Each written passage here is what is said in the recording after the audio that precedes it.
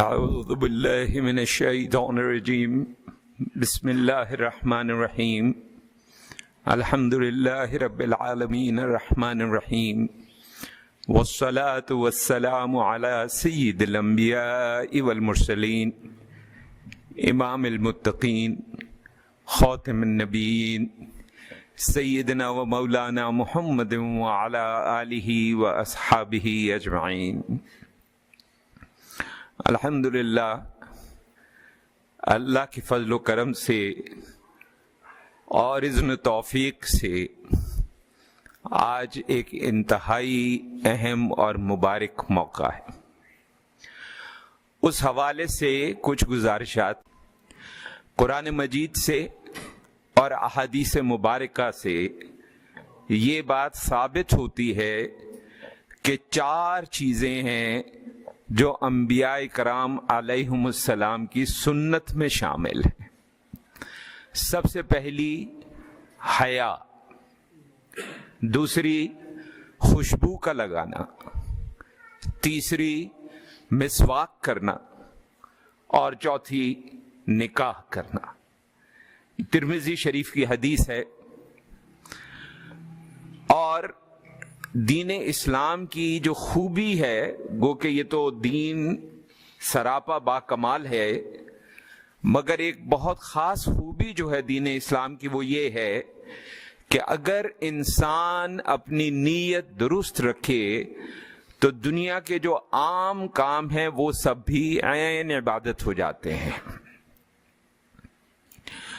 اب ہر انسان زندگی میں کبھی نہ کبھی نکاح کرتا ہے، شادی کرتا ہے۔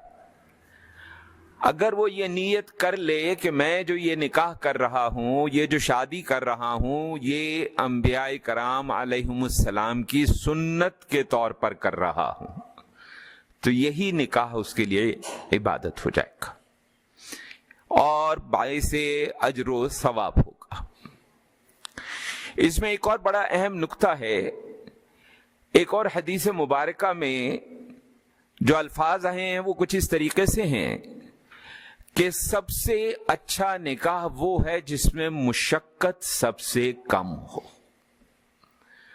اور یہ جو مشقت ہے، اگر اس کی شرح کی جائے تو ہمیں یہ سمجھ میں آئے گا کہ اس میں ہر لحاظ سے اور ہر پہلو سے بات کی گئی ہے۔ ہمارے یہاں نکاح کی رسوم اس حد تک پھیل گئی ہیں کہ وہ نکاح سے زیادہ ایک رسوم کا مجموعہ بن گیا ہے۔ اور اس طرح سے ہم نہ صرف اللہ کے احکامات، اللہ کے نبی صلی اللہ علیہ وسلم کے احکامات کی خلاف ورزی کرتے ہیں، بلکہ اس طرح سے ہم باقاعدہ بے برکتی کا سبب پیدا کرتے ہیں۔ اور یہی وجہ ہے کہ ہمارے ہاں آج نکاح اور شادی بہت ہی زیادہ والدین کے لیے مشکل چیز ہو گئی ہے، اور پیمانہ جو ہے وہ بدل گیا ہے۔ ہمیں اس کے جواب میں کئی بار بہت سے بزرگان دین علیہم الرحمہ کی قصے بیان کیے جاتے ہیں، واقعات بیان کیے جاتے ہیں کہ فلاں نے دیکھیں شادی نہ کی، فلاں نے شادی نہ کی۔ حقیقت یہ ہے کہ شاید 1 یا 2% ہی ایسے ہوں گے جنہوں نے کبھی شادی نہ کی ہو، بلکہ زیادہ تر ہمیں ایسے واقعات ملتے ہیں کتب سیر کے اندر کہ جب کچھ وقت گزرا تو باقاعدہ زیارت ہوئی اور حضور اکرم صلی اللہ علیہ وسلم نے باقاعدہ کہا کہ کیا تم میری سنت پر عمل نہیں کرو گے؟ اور تب آپ نے فوری طور پہ توبہ استغفار کی اور نکاح کیا۔ اب احادیث میں یہاں تک کہہ دیا گیا ہے، اور یہ حدیث جو ہے اسی مفہوم میں بخاری شریف میں بھی موجود ہے اور مجموع الزوائد میں بھی ہے، کہ جو شخص نکاح کرنے کی طاقت کے باوجود نکاح نہ کرے وہ مجھ سے نہیں ہے۔ اب یہ سوچنا پڑے گا کہ نکاح کرنے کی طاقت کا کیا مطلب ہے؟ نکاح کرنے کی طاقت کا کیا یہ مطلب ہے کہ میں خوب دھوم دھڑکا کروں، خوب رسوم جو ہے ان کا اہتمام کروں اور ایسی ان رسوم میں کام ہو جو کہ اللہ اور اللہ کے رسول صلی اللہ علیہ وسلم کی ناراضگی کا باعث بن سکیں، تو یہ پھر بہت بڑی غلط فہمی ہے۔ اسی طرح ایک اور حدیث شریف میں آیا کہ جو میری فطرت سے محبت رکھتا ہے وہ میری سنت پر عمل کرے، اور میری سنت میں نکاح بھی ہے۔ نکاح کرنے سے اتنا جو زور دیا گیا اس کی وجہ یہ ہے کہ نکاح سے نہ صرف دنیاوی کاموں میں برکت آتی ہے بلکہ دینی کاموں میں بھی برکت آتی ہے۔ راحت، بے فکری نصیب ہوتی ہے۔ ہمارے بزرگان دین علیہم الرحمہ کے قول یہ ہے کہ راحت اور بے فکری اس مرد کو نصیب نہیں ہوتی جس کی بیوی نہ ہو، اور اس عورت کو راحت اور آرام نصیب نہیں ہوتا جس کا خاوند نہ ہو۔ اور اس میں اگر ارد گرد دیکھیں دنیا میں تو ہمیں بہت سے ثبوت واضح طور پہ مل جاتے ہیں۔ ایک قول ڈاکٹر ہاول برگ کا مجھے دیکھنے کو اتفاق ہوا۔ وہ کسی نیو یارک کے مینٹل ہاسپٹل میں کسی بڑے عہدے پر ہیں یہ صاحب۔ ڈاکٹر صاحب کہتے ہیں کہ مینٹل ہاسپٹل میں جو لوگ داخل ہوتے ہیں اس کے اندر میں اگر حساب رکھوں تو ہر 5 میں سے 4 غیر شادی شدہ ہوتے ہیں اور صرف 1 ہوتا ہے جو شادی شدہ۔ تو اللہ تبارک و تعالی نے ایک جو نظام رکھا ہے اس پر عمل نہ کرنا اور دنیاوی راحتوں کو سامنے رکھتے ہوئے اس عمل کو لٹکانا اور دیر کرنا، اس میں بہت زیادہ امکان ہے کہ اللہ رسول صلی اللہ علیہ وسلم کی ناراضگی کا باعث نہ بن جائے کہیں۔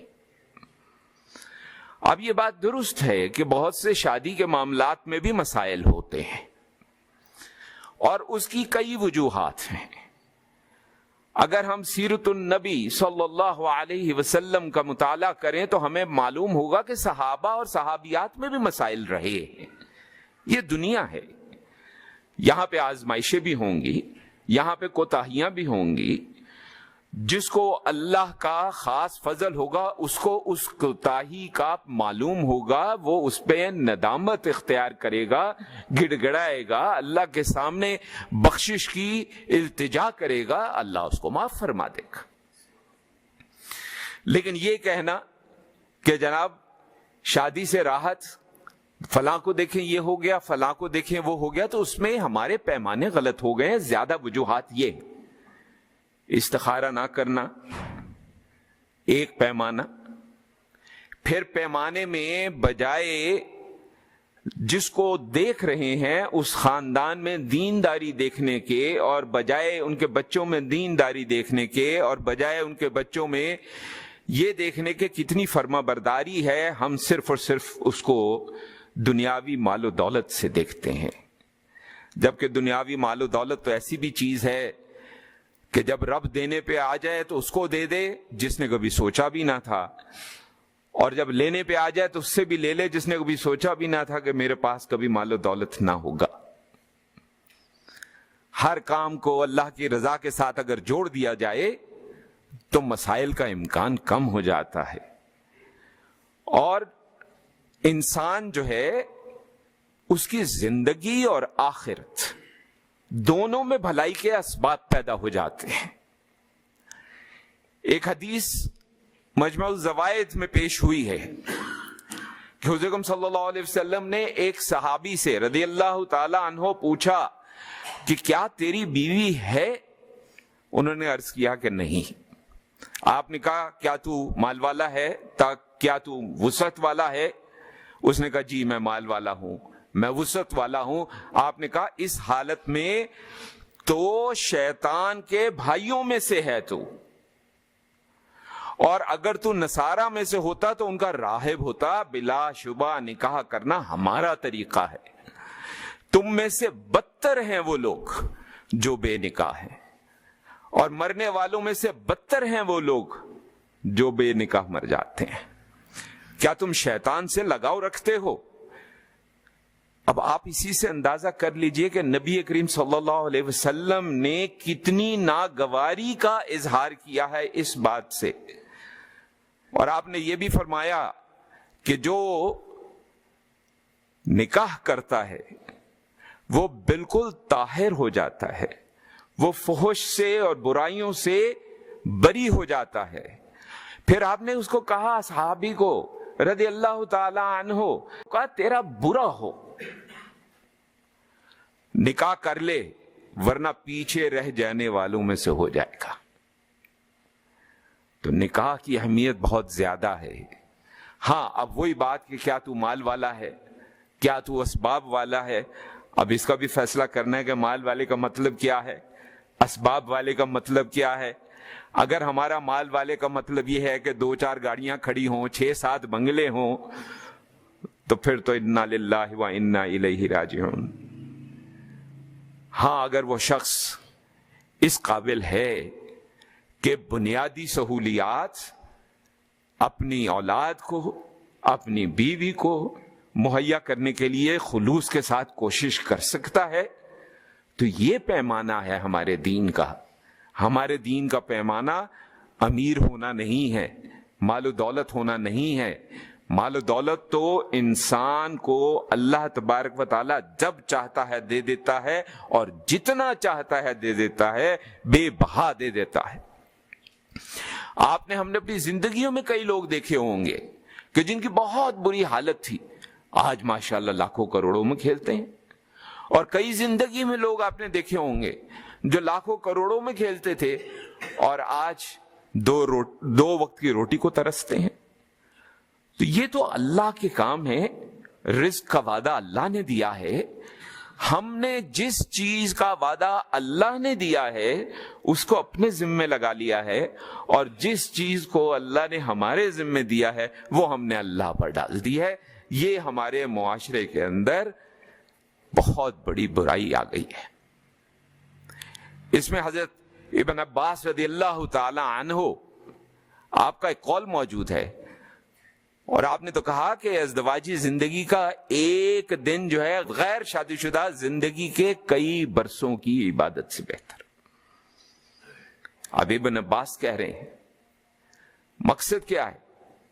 سب سے پہلے تو نکاح اطاعت ہے، نکاح اتباع ہے، نکاح عبادت ہے، نکاح انتہائی فضیلت رکھتا ہے.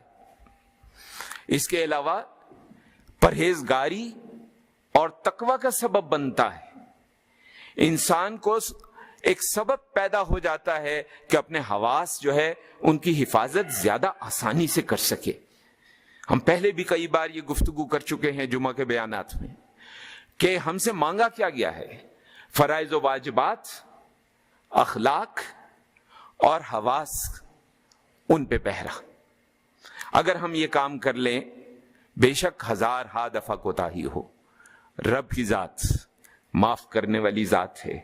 1000 چھوڑ کروڑ دفعہ ہم سے کوتاہی ہو جائے، رب کی ذات معاف کرنے والی ذات ہے. خلوص کے ساتھ اس کے آگے صرف دعا کرنے کی ضرورت ہے، التجا کرنے کی ضرورت ہے، ایک بھیگی آنکھ کی ضرورت ہے. اگر وہ بھیگی آنکھ ہمیں حاصل ہو جائے تو سمجھ لیجئے بہت بڑی اللہ کی نعمت ہے جو ہمیں عطا ہو گئی ہے. نبی کریم صلی اللہ علیہ وسلم کے ایک اور فرمان کے مطابق کہ روز قیامت آپ فخر کریں گے اپنی امت پر کہ ان کی تعداد اتنی زیادہ ہوگی. تو یہ نکاح ایک یہ بھی فائدہ ہے کہ ہم اس کے اندر اپنا ایک کردار جو ہے وہ ادا کرتے ہیں. پھر آرام، راحت. اللہ تعالیٰ نے قرآن کہتا ہے اللہ تعالیٰ نے تمہارے لیے تم میں سے جوڑے بنائے ہیں تاکہ تم ان سے آرام پکڑو. تم میں محبت رکھ دی اور تم میں محبت اور نرمی رکھ دی. قرآن کا دعویٰ ہے، اللہ کا دعویٰ ہے، اور ہر قسم کے جسمانی اور نفسیاتی امراض سے بچاؤ کا ذریعہ ہے.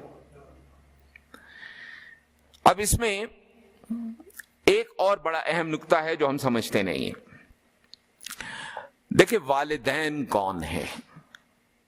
یہ جو بات ہے اب آج بہت سے دوستوں کے لیے یہ ایک بات معلوم نہیں تھی، سب کو عرض کر دیں کہ آپ کی دعا سے یہ آج خاص موقع اس طرح سے ہے کہ اللہ کے اذن و توفیق سے ابھی کوئی تقریباً آدھ پون گھنٹہ پہلے یہیں اس مسجد میں ہماری صاحبزادی کا نکاح ہوا ہے، الحمدللہ۔ اور ہمارا بیٹا جس سے نکاح ہوا ہے، ان کے والد صاحب ماشاءاللہ عالم دین بھی ہیں، علامہ ظہور احمد صاحب دامت برکاتہم العالیہ۔ ہم ان کے بھی بڑے ممنون ہیں کہ انہوں نے بھی ہمارا ساتھ دیا اس سادگی کے ساتھ اس سنت کو پورا کرنے میں۔ آپ کی دعا سے اور اللہ کے خاص فضل و کرم سے ہم نے اپنے تمام بچوں کے نکاح اور شادیاں سادگی ہی سے کی ہیں اور بغیر کسی مشقت کے کی ہیں، بے شک یہ اللہ کا کرم ہے۔ لیکن اب یہاں پہ سمجھنا جو ضروری ہے ہمارے اس بیٹے کے لیے بھی اور ہماری بیٹی کے لیے بھی، اور ہماری بہو کے لیے بھی، ہمارے بیٹے کے لیے بھی، اور ہماری بڑی بیٹی کے لیے بھی، اور ہمارے بڑے بیٹے کے لیے بھی، یہ بات ہم پہلے بھی کر چکے۔ والدین کون ہیں؟ ایک تو وہ والدین ہیں جنہوں نے ہمیں پیدا کیا، پھر اگر کسی وجہ سے اللہ جانتا ہے بہت سے ایسے لوگ ہوتے ہیں کہ پیدا کرنے والے والدین اور ہوتے ہیں اور پالنے والے والدین اور ہوتے ہیں، وہ بھی والدین ہیں۔ پھر ہم بچپن سے سنتے آئے کہ استاد روحانی باپ ہوتا ہے، جس نے تعلیم دی وہ بھی والدین کے درجے پہ ہے، جس نے تربیت کی وہ بھی والدین کے درجے پہ ہے، جس نے اپنی بیٹی دی نکاح میں وہ بھی والدین کے درجے میں ہے، اور جس نے ہماری بچی کے لیے اپنے بیٹے کے لیے حامی بھری وہ بھی والدین میں سے ہے۔ اور والدین کا ادب، احترام، مقام، چاہے ان میں سے کسی بھی قسم کے والدین ہوں، وہ اپنی جگہ مقدم ہے۔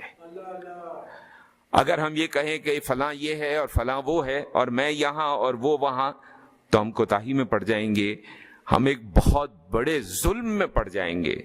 دین کی یہی تو خوبی ہے، ایک چیز ذہن میں رکھیں، دنیا میں تو ہزار قسم کی گالم گلوچ ہمیں نظر آتی ہے، دین میں یہ کہہ دینا کہ یہ ظلم ہے، یہ کسی طرح بھی اس سے زیادہ سخت لفظ شاید ہی دین میں کوئی کہا جا سکتا ہوگا کہ یہ ظلم ہے۔ کسی بھی اپنے، جس طرح کہا گیا اپنے والدین کے آگے اف نہ کرو، یہ سب والدین کے سامنے اف نہ کرو۔ ہاں، غیر شرعی اگر کوئی بات ہے تو ان کا ساتھ نہیں دینا ہم نے، یہ ہمارا ایمان ہے، کیونکہ اللہ کے احکامات، نبی کریم صلی اللہ علیہ وسلم کے احکامات، ان کا مرتبہ ہر چیز سے اوپر ہے۔ اگر کوئی بات، ہمارے شیخ پاک فرمایا کرتے تھے رحمت اللہ علیہ، وہ کہتے تھے کہ اگر کوئی بات والدین نے کہی اور وہ شریعت سے ٹکرا جائے، اللہ اور اللہ کے رسول صلی اللہ علیہ وسلم کے احکامات سے ٹکرا جائے، تو ایسی صورت میں اس کا باادب طریقے سے نہ ماننا ضروری ہے۔ لیکن ہم وہاں بھی نہیں کریں گے انشاءاللہ۔ بد زبانی، بد کلامی تو ہم آپس میں کرنے کی ہمیں اجازت نہیں دیتا ہمارا دین، تو اپنے بڑوں کے ساتھ، چاہے بھائی بہن ہو، اپنے چھوٹوں کے ساتھ ادب کے ساتھ بات کرنا۔ الحمدللہ اللہ کے دیے اذن و توفیق سے جو دو صحباب یہاں کافی عرصے سے ہمیں جانتے ہیں، وہ اس بات سے واقف ہیں کہ ہمارے گھر میں تو 2 سال کے بچے کو بھی آپ کہہ کر پکارا جاتا ہے، اور ہم اپنی بیگمات کو بھی آپ کہہ کر پکارتے ہیں۔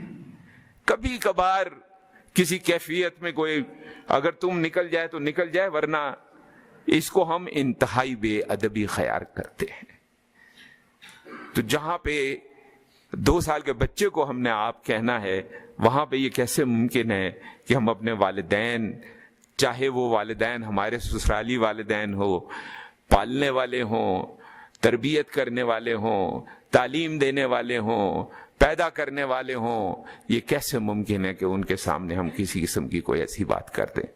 کیونکہ اگر ہم ایسا کریں گے تو ہم سمجھتے ہیں کہ ہم اللہ رسول صلی اللہ علیہ وسلم کے احکامات کی خلاف ورزی کریں گے۔ ہم آخر میں سب دوستوں سے دعا کے طلبگار ہیں.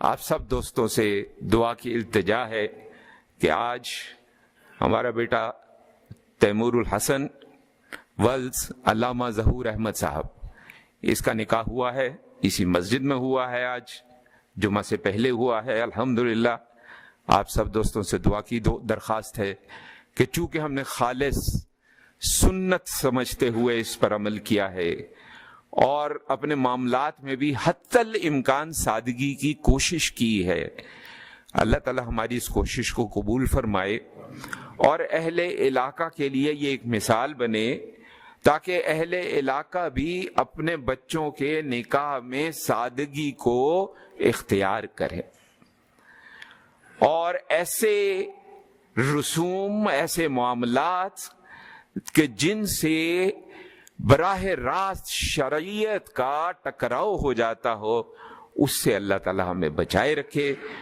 اور اس میں ہم آپ جو اب اپنے بچوں کو نصیحت کرنے کی عمروں پہ پہنچ چکے ہیں، ہم سمجھتے ہیں کہ ہمارا کردار بہت زیادہ اہم ہے، لیکن کام وہی. ہمارے ہاں ایک مثال مشہور ہے، بزرگوں کے مثالوں میں بھی بڑا سبق ہوتا ہے. کہا جاتا ہے کہ جب بچے کے پاؤں میں باپ کا جوتا آنے لگے تو پھر باپ کو بھی ذرا احتیاط سے بات کرنی چاہیے. ہم تو کہتے ہیں اس سے چھوٹی عمر میں بھی احتیاط ہی سے بات کر لیں. بچپن ہی سے بچہ جو ہے وہ ادب کے ماحول میں رہے، احتیاط کے ماحول میں رہے، اس کو پتہ ہو کہ احترام کیا ہوتا ہے، ادب کیا ہوتا ہے. اور یہ بھی ذہن میں رکھیں، ادب اور احترام اساتذہ کے ساتھ بھی ہے، اور ہر انسان کا ادب کا اپنا پیمانہ ہے، ہر علاقے کا ادب کا اپنا پیمانہ ہے. اگر کوئی بات شریعت سے ٹکرا نہیں رہی ہے اور اس میں اسراف نہیں ہے اور اس میں ریاکاری نہیں ہے اور کوئی شخص وہ کام کرتا ہے اور ادب کے پیمانے میں کے طور پہ کرتا ہے، احترام کے پیمانے میں کے طور پہ کرتا ہے، اس میں ہم کوئی مذائقہ نہیں سمجھتے. کیونکہ ہر چیز کو یہ کہنا، کیونکہ وقت کے ساتھ ساتھ ماحول بھی بدلا ہے، حالات بھی بدلے ہیں، رسوم بدلی ہیں، تو بہت سی چیزیں بدلی ہیں، لیکن وہ دین کا حصہ نہیں ہیں، وہ معاشرے کا حصہ ہیں. تو معاشرے کی ایسی چیزیں جو اسراف نہ ہو، جو شریعت سے ٹکراتی نہ ہو، ان پہ اگر کوئی عمل کرے تو ہمیں اس پہ خام خواہ نکتہ چینی بھی نہیں کرنی چاہیے. اللہ تعالی ہم سب کو اذن توفیق دے کہ ہم اپنے بچوں کے نکاح سادگی سے کریں اور جتنا جلد ممکن ہو سکے کریں. یہ بہت ضروری ہے، کیونکہ بچوں سے اگر کوئی کوتاہی ہوتی ہے اور اس کی وجوہات میں کہیں نہ کہیں ہم والدین کا بھی ہاتھ ہوتا ہے تو گناہ میں ہمیں بھی اس کا حصہ دار بنا دیا جائے گا. اللہ تعالی ہمیں اذن و توفیق بخشے.